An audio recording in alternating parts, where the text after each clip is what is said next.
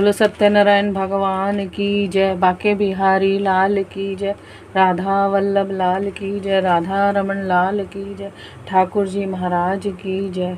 श्री सत्यनारायण व्रत कथा। पहला अध्याय।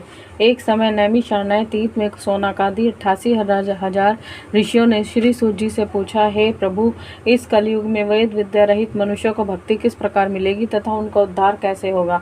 इसलिए हे मुनि श्रेष्ठ, कोई ऐसा तप कहिए जिससे थोड़े समय में पुण्य प्राप्त हो तथा मन वांछित फल मिले। वह कथा सुनने की हमारी इच्छा है। सर्वशास्त्र ज्ञाता श्री सूत जी बोले, हे वैष्णवों में पूज्य, आप सबने प्राणियों के हित की बात पूछी है। अब मैं उस श्रेष्ठ व्रत को आप लोगों में से कहूँगा जिस व्रत को नारद जी ने लक्ष्मी नारायण से पूछा था और लक्ष्मीपति ने मुनि श्रेष्ठ नारद जी से कहा था। सो ध्यान से सुनो। एक समय योगी राज नारद जी दूसरों के हित की इच्छा से अनेक लोकों में घूमते हुए मृत्यु लोक में आ पहुँचे। वहाँ अनेक योनियों में जन्मे हुए प्राय सभी मनुष्यों को अपने कर्मों द्वारा अनेकों दुखों से पीड़ित देखकर सोचा, किस यत्न के करने से निश्चय ही प्राणियों के दुखों का नाश हो सकेगा। ऐसा मन में सोचकर विष्णु लोक को गए। वहाँ श्वेत वर्ण और 4 भुजाओं वाले देवों के इष्ट नारायण को देखकर, जिनके हाथों में शंख चक्र गदा और पद्म थे तथा वरमाला पहने हुए थे, स्तुति करने लगे। हे भगवान, आप अत्यंत शक्ति से संपन्न है। मन तथा वाणी भी आपको नहीं पा सकती। आपका आदि मध्य अंत नहीं है। निर्गुण स्वरूप सृष्टि के आदि भूत व भक्तों के दुखों को नष्ट करने वाले हो। आपको मेरा नमस्कार है। नारद जी से इस प्रकार की स्तुति सुनकर विष्णु भगवान बोले, हे मुनि श्रेष्ठ, आपके मन में क्या है? आपका किस काम के लिए आगमन हुआ है? निसंकोच कहो। तब नारद मुनि बोले, मृत्यु लोक में सब मनुष्य जो अनेक योनियों में पैदा हुए हैं, अपने अपने कर्मों के द्वारा अनेक प्रकार के दुखों से दुखी हो रहे हैं। हे नाथ, मुझ पर दया रखते हो तो बताइए कि उन मनुष्यों के सब दुख थोड़े से ही प्रयत्न से कैसे दूर हो सकते हैं। हे नारद, मनुष्य की भलाई के लिए तुमने ये बहुत अच्छी बात पूछी है। जिस काम के करने से मनुष्य मोह से छूट जाता है वह मैं कहता हूँ, सुनो। बहुत पुण्य देने वाला स्वर्ग तथा मृत्यु लोक दोनों में दुर्लभ एक उत्तम व्रत है।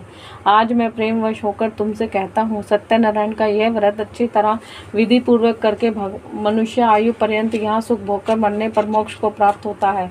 श्री भगवान के वचन सुनकर नारद मुनि बोले, उस व्रत का क्या फल है, क्या विधान है और किसने यह व्रत किया और किस दिन यह व्रत करना चाहिए, विस्तार से बताइए। भगवान बोले, दुख शोक आदि को दूर करने वाला, धन धान्य को बढ़ाने वाला, सौभाग्य तथा संतान को देने वाला, यह व्रत सब स्थानों पर विजयी करने वाला है। भक्ति और श्रद्धा से के साथ किसी भी दिन मनुष्य शाम के समय ब्राह्मण और बंधुओं के साथ श्री सत्यनारायण की धर्म परायण होकर पूजा करे। भक्ति भाव से नैवेद्य केले का फल, घी, दूध और गेहूं का चूर्ण ले। गेहूं के अभाव में साठी का चूर्ण, शक्कर तथा गुड़ ले और सब भक्षण योग्य पदार्थ जमा करके भगवान के अर्पण कर दे तथा बंधुओं सहित ब्राह्मणों को भोजन कराएं। उसके बाद स्वयं भोजन करें। नृत्य गीत आदि का आचरण कर सत्यनारायण भगवान का स्मरण करते हुए समय व्यतीत करें। इस तरह व्रत करने पर मनुष्य की इच्छा निश्चय ही पूरी होती है। विशेषकर कलिकाल में भूमि पर यही मोक्ष का सरल उपाय है। दूसरा अध्याय। सूत जी बोले, हे ऋषियों, जिसने पहले समय में इस व्रत को किया है उसका इतिहास कहता हूँ, ध्यान से सुनो। सुंदर काशीपुरी नगरी में एक अत्यंत निर्धन ब्राह्मण रहता था। वह भूख और प्यास से बेचैन हुआ नित्य पृथ्वी पर घूमता था। ब्राह्मणों से प्रेम करने वाले भगवान ने ब्राह्मण को दुखी देखकर बूढ़े ब्राह्मण का रूप धर उसके पास जा आदर के साथ पूछा, हे विप्र, नित्य दुखी हुआ पृथ्वी पर क्यों घूमता है? हे श्रेष्ठ ब्राह्मण, यह सब मुझसे कहो, मैं सुनना चाहता हूँ। ब्राह्मण बोला, मैं निर्धन ब्राह्मण हूँ, भिक्षा के लिए पृथ्वी पर घूमता हूँ। हे भगवान, यदि आप इसका उपाय जानते हो तो कृपा कर कहो। वृद्ध ब्राह्मण बोला, सत्यनारायण भगवान मन वांछित देने वाले हैं। इसलिए हे ब्राह्मण, तू उनका पूजन कर, जिसके करने से मनुष्य सब दुखों से मुक्त होता है। ब्राह्मण को व्रत का विधान बतलाकर बूढ़े ब्राह्मण का रूप धारण करने वाले सत्यनारायण भगवान अंतर्ध्यान हो गए। जिस व्रत को वृद्ध ब्राह्मण ने बताया मैं उसको करूंगा, यह निश्चय करने पर उसे रात में नींद भी नहीं आई। वह सवेरे उठ सत्यनारायण के व्रत का निश्चय कर भिक्षा के लिए चला। उस दिन उसको भिक्षा में बहुत सा धन मिला, जिससे बंधु बांधवों के साथ उसने सत्यनारायण का व्रत किया। इसके करने से वह ब्राह्मण सब दुखों से छूटकर अनेक प्रकार की संपत्तियों से युक्त हुआ। उस समय से वह ब्राह्मण हर मास व्रत करने लगा। इस तरह सत्यनारायण भगवान के व्रत को जो करेगा वह सब पापों से छूटकर मोक्ष को प्राप्त होगा। आगे जो पृथ्वी पर सत्यनारायण का व्रत करेगा वह मनुष्य सब दुखों से छूट जाएगा। इस तरह नारद जी ने नारायण का कहा हुआ है, यह व्रत मैंने तुमसे कहा। हे विप्रो, अब मैं और क्या कहूँ। ऋषि बोले, हे मुनीश्वर, संसार में इस ब्राह्मण से सुनकर किस किसने इस व्रत को किया वह सब हम सुनना चाहते हैं, इसके लिए हमारे मन में श्रद्धा है। सूत जी बोले, हे मुनियों, जिस जिसने इस व्रत को किया है वह सब सुनो। एक समय एक ब्राह्मण धन और ऐश्वर्य के अनुसार बंधु बांधवों के साथ व्रत करने को तैयार हुआ। उसी समय एक लकड़ी बेचने वाला बूढ़ा आदमी आया और बाहर लकड़ियों को रखकर ब्राह्मण के मकान में गया। प्यास से दुखी लकड़हारा उनको व्रत करते देखकर ब्राह्मण को नमस्कार कर कहने लगा, आप ये क्या कर रहे हैं, उसके करने से क्या फल मिलता है, कृपा करके मुझसे कहो। ब्राह्मण ने कहा, सब मनोकामनाओं को पूरा करने वाला ये सत्यनारायण भगवान का व्रत है, इसकी ही कृपा से मेरे यहाँ धन धान्य आदि की वृद्धि हुई है। ब्राह्मण से इस व्रत के बारे में जानकर लकड़हारा बहुत प्रसन्न हुआ। चरणामृत ले और प्रसाद खाने के बाद अपने घर को गया। लकड़हारे ने अपने मन में इस प्रकार का संकल्प किया कि आज गांव में लकड़ी बेचने से जो धन मिलेगा उसी से सत्यनारायण देव का उत्तम व्रत करूंगा। यह मन में विचार कर वह बूढ़ा आदमी लकड़ियां अपने सिर पर रखकर जिस नगर में धनवान लोग रहते थे वहां गया। उस रोज वहां पर उसे उन लकड़ियों का दाम पहले दिनों से चुगना मिला। तब वह बूढ़ा लकड़हारा दाम ले अति प्रसन्न हो पक्के केले की फली, शक्कर, घी, दूध, दही और गेहूं का चूर्ण इत्यादि सत्यनारायण भगवान के व्रत की और कुल सामग्रियों को लेकर अपने घर गया। फिर उसने अपने भाइयों को बुलाकर विधि के साथ भगवान जी का पूजन और व्रत किया। उस व्रत के प्रभाव से वह बूढ़ा लकड़हारा धन पुत्र आदि से युक्त और संसार के समस्त सुख भोगकर वैकुंठ को चला गया। तीसरा अध्याय। सूत जी बोले, हे श्रेष्ठ मुनियों, अब आगे की कथा कहता हूँ, सुनो। पहले समय में उल्का मुख नाम का एक बुद्धिमान राजा था। वह सत्यवक्ता और जितेंद्रिय था। प्रतिदिन देव स्थानों पर जाता तथा गरीबों को धन देकर उनके कष्ट दूर करता था। उसकी पत्नी कमल के समान मुख वाली और सती साध्वी थी। भद्रशिला नदी के तट पर दोनों ने श्री सत्यनारायण का व्रत किया। उस समय में वहाँ एक साधु वैश्य आया। उसके पास बहुत सा व्यापार धन था। वह नाव को किनारे पर ठहरा कर राजा के पास गया और राजा को व्रत करते देख विनय के साथ पूछने लगा, हे राजन, भक्ति युक्त से आप ये क्या कर रहे हैं, मेरी सुनने की इच्छा है, सो आप ये मुझे बताइए। राजा बोला, हे साधु, अपने बांधवों के साथ पुत्र आदि की प्राप्ति के लिए महाशक्तिवान सत्यनारायण भगवान का व्रत व पूजन किया जा रहा है। राजा के वचन सुन साधु आदर से बोला, हे राजन, मुझसे इसका सारा विधान कहो, मैं भी आपके कथनानुसार इस व्रत को करूंगा। मेरी भी कोई संतान नहीं है और इससे निश्चय ही होगी।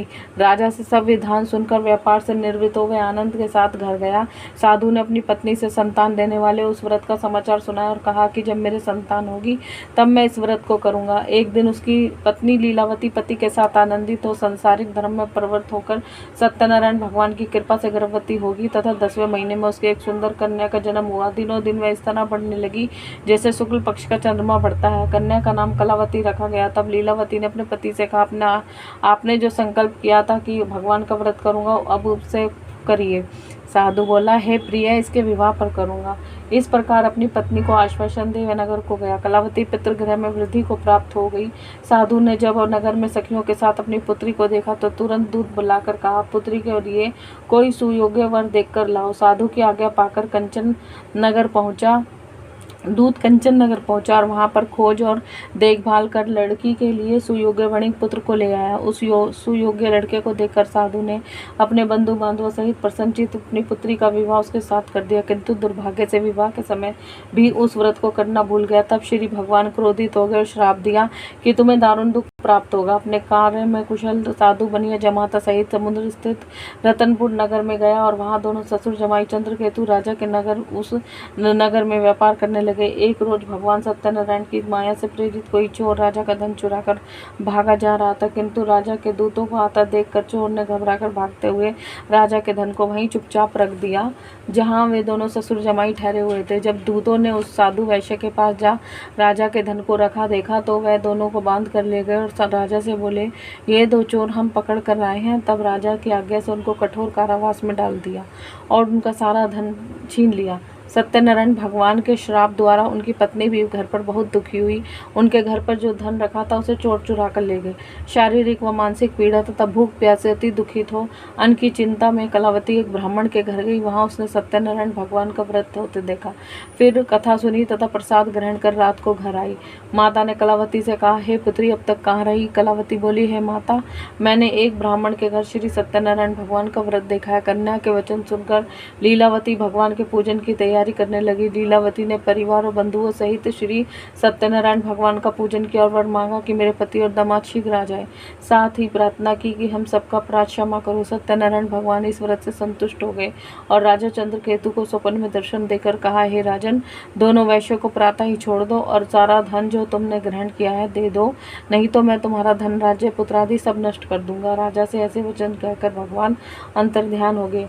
प्रातः काल राजा चंद्रकेतु ने सभा में अपना स्वप्न सुनाया। फिर दोनों वणिक पुत्रों को कैद से मुक्त कर सभा में बुलाया। दोनों ने आते ही राजा को नमस्कार किया। राजा मीठे वचनों से बोला, हे महानुभावों, भाग्यवश ऐसा दुख प्राप्त हुआ, अब तुम्हें कोई भय नहीं। ऐसा कहकर राजा ने उनको नए नए वस्त्र आभूषण पहनाए तथा उनका जितना भी धन लिया था उससे दुगना धन देकर आदर सत्कार सहित विदा किया। दोनों वैश्य अपने घर को चल दिए। चौथा अध्याय। सूत जी बोले, वैश्य ने मंगलाचार करके यात्रा आरंभ की और अपने नगर को चला।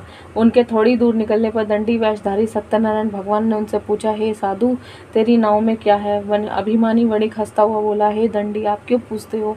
क्या धन लेने की इच्छा है? मेरी नाव में तो बेल और पत्ते आदि भरे हैं। वैश्य का कठोर वचन सुनकर भगवान ने कहा, तुम्हारा वचन सत्य हो। दंडी ऐसा कहकर वहां से दूर चले गए और कुछ दूर जाकर समुद्र के किनारे बैठ गए। दंडी के जाने पर वैश्य ने नित्य क्रिया करने के बाद नाव को ऊंची उठी देखकर अचंबा किया और नाव में बेल पत्ते आदि देकर मूर्छित हो जमीन पर गिर पड़ा। फिर मूर्छा खुलने पर तैन शोक प्रकट करने लगा। तब उसका दामाद बोला कि आप शोक न करें, ये सब दंडी का श्राप है, तो उनकी शरण में चलना चाहिए, तभी हमारी मनोकामना पूरी होगी। दामाद के वचन सुनकर वह दंडी के पास पहुंचा और अत्यंत भक्ति भाव से नमस्कार करके बोला, मैंने जो आपसे सत्य वचन कहे थे उसको क्षमा करो। ऐसा कहकर महान शोकातुर हो रोने लगा। तब दंडी भगवान बोले, हे वणिक पुत्र, मेरी आज्ञा से तुम्हें बार बार दुख प्राप्त हुआ है, तू मेरी पूजा से विमुख हुआ है। साधु बोला, हे भगवान, आपकी माया से मोहित ब्रह्मा आदि भी आपके रूप को नहीं जानते, तब मैं अज्ञानी कैसे जान सकता हूँ? आप प्रसन्न होइए, मैं सामर्थ्य के अनुसार आपकी पूजा करूँगा। मेरी रक्षा करो और पहले के समान नौका में धन भर दो। उसके भक्ति युक्त वचन सुनकर भगवान प्रसन्न हो उसकी इच्छा अनुसार वर देकर अंतर्ध्यान हो गए।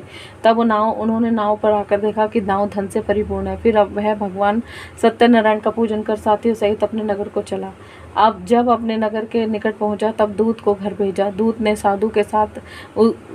साधु के घर जा उसकी पत्नी को नमस्कार कर कहा कि साधु अपने दामाद सहित इस नगर के समीप आ गए हैं। ऐसा सुनकर साधु की पत्नी ने बड़े हर्ष के साथ सत्यदेव का पूजन कर पुत्री से कहा, मैं अपने पति के दर्शन को जाती हूँ, तो कार्य पूर्ण करके शीघ्र आना।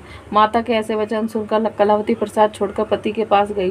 प्रसाद की अवज्ञा के कारण सत्यनारायण ने रुष्ट हो उसके पति को नाव सहित पानी में डुबो दिया। कलावती अपने पति को ना देकर रोती हुई जमीन पर गिर गई। इस तरह नौका को डूबा हुआ तथा कन्या को रोता देख साधु दुखी हो बोला, हे प्रभु, मुझसे या मेरे परिवार से जो भूल हुई हो उसे क्षमा करो। उसके दीन वचन सुनकर सत्यदेव प्रसन्न हो गए और आकाशवाणी हुई, हे साधु, तेरी कन्या मेरे प्रसाद को छोड़कर आई, इसलिए तो इसका पति अदृश्य हुआ है। यदि वे घर जाकर प्रसाद खाकर लौटे तो इसे पति अवश्य मिलेगा। ऐसी आकाशवाणी सुनकर कलावती ने घर पहुंचकर प्रसाद खाया। फिर आकर पति के दर्शन किए। तत्पश्चात साधु ने बंधु बांधवों सहित सत्यदेव का विधि पूर्वक पूजन किया। उस दिन से वह पूर्णिमा को सत्यनारायण का पूजन करने लगा। फिर इस लोक का सुख भोग कर अंत में स्वर्ग लोक को गया। 5वां अध्याय। सूत जी बोले, हे ऋषियों, मैं और भी कथा कहता हूँ, सुनो। प्रजापालन में लिंग तुंग ध्वज नाम का राजा था। उसने भी भगवान का प्रसाद त्याग कर बहुत दुख पाया। एक समय वन में जाकर वन्य पशुओं को मारकर बड़ के पेड़ के नीचे आया। वहाँ उसने ग्वालों को भक्ति भाव से बांधवों सहित सत्यनारायण जी का पूजन करते देखा। राजा देखकर भी अभिमानवश ना वहाँ गया और ना ही नमस्कार किया। जब ग्वालों ने भगवान का प्रसाद उसके सामने रखा तो प्रसाद त्याग कर अपनी सुंदर नगरी को चला। वहाँ उसने अपना सब कुछ नष्ट पाया तो वह जान गया कि यह सब भगवान ने किया है। तब वह ग्वालों के समीप गया और विधि पूर्वक पूजन कर प्रसाद खाया तो सत्यदेव की कृपा से पहले जैसा था वैसा ही हो गया। फिर दीर्घ काल तक सुख भोग पर मरने पर शोक को गया। जो मनुष्य इस परम दुर्लभ व्रत को करेगा, भगवान की कृपा से उसे धन धान्य की प्राप्ति होगी। निर्धन धनी और बंदी बंधन से मुक्त होकर निर्भय हो जाता है। संतानहीनों को संतान प्राप्त होती है तथा सब मनोरथ पूर्ण होकर अंत में वैकुंठ धाम को जाता है। जिन्होंने पहले इस व्रत को किया उसके दूसरे जन्म की कथा कहता हूँ। वृद्ध शतानंद ब्राह्मण ने सुदामा का जन्म लेकर मोक्ष पाया। उल्कामुख नाम का राजा दशरथ होकर वैकुंठ को प्राप्त हुआ। साधु नाम के वैश्य ने मोर ध्वज बनकर अपने पुत्र को आर्य से चिरकर मोक्ष को प्राप्त किया। महाराज तुंग ध्वज ने स्वयंभू होकर भगवान में भक्ति युक्त कर्म कर मोक्ष प्राप्त किया। इति श्री सत्यनारायण व्रत कथा संपूर्ण। बोलिए सत्यनारायण भगवान की जय। श्री हरिनारायण भगवान की जय।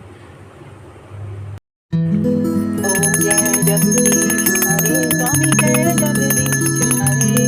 भक्त जनों के संकट दास जनों के संकट तुम्हें दूर करे। ओम जय जगदीश जो चाहे सब पावे दुख बिन से मन का। स्वामी दुख बिन से मन का सुख संपत्ति घर आ। बंसी वाला मेरे घर आवे कष्ट मिटे न। ओम जय जगदीश हरे। माम पिता सजनी शरण गम है किसकी। स्वामी शरण पड़ू मैं किसकी। तुम बिन और न दूसरा प्रभु बिन और न दूसरा आस करूँ मैं किसकी। ओम जय जगदीश हरे। तुम पूरन परमात्मा अंतर्यामी। स्वामी तुम अंतर्यामी पार ब्रह्म परमेश्वर तुम सबके स्वामी। ओम जय जगदीश हरे। तुम करुणा के सागर तुम पालन करता। स्वामी तुम पालन करता। मैं मूलक खलगामी मैं सेवक स्वामी कृपा करो करता। ओम जय जगदीश हरे। तुम एक रहो सबके प्राणपति। स्वामी सबके प्राणपति। किस विध मिलूं गया मैं किस विध मिलूं कृपा मैं तुमको मैं तुम्हारी। ओम जय जगदीश हरे।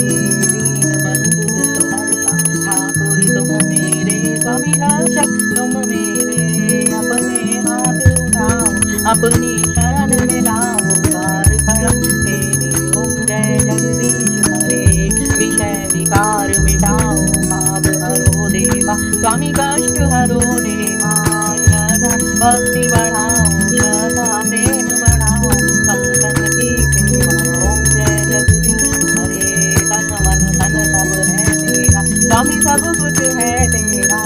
तेरा तुझको अर्पण कान्हा जी का कान्हा जी को अर्पण क्या लागे मेरा। ओम जय जगदीश हरे। ओम जय जगदीश हरे। स्वामी जय दीनानाथ हरे। भक्त जनों के संकट दास जनों के अवगुण बंसी वाला दूर करे। ओम जय जगदीश हरे। शांताकारं भुजगशयनं पद्मनाभं सुरेशं विश्वधारं गगनसदृशं मेघवर्णं शुभांगं लक्ष्मीकान्तं